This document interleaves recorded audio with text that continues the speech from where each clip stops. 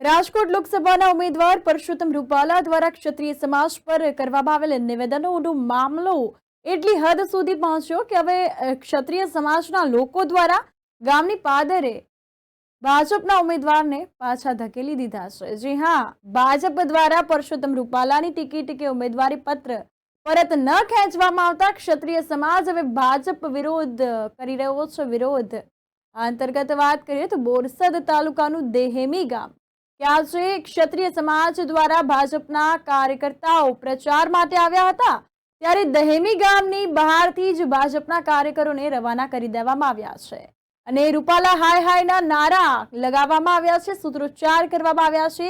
ત્યારે ભાજપ સામે આ એક કપરી પરિસ્થિતિ ઊભી થઈ છે।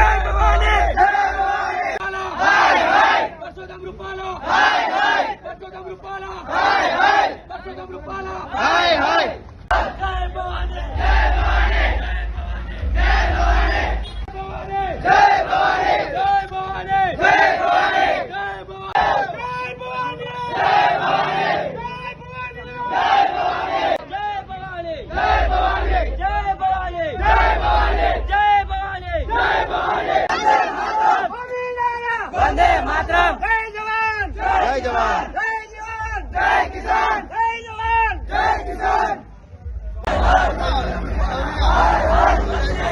जिंदाबाद जिंदाबाद।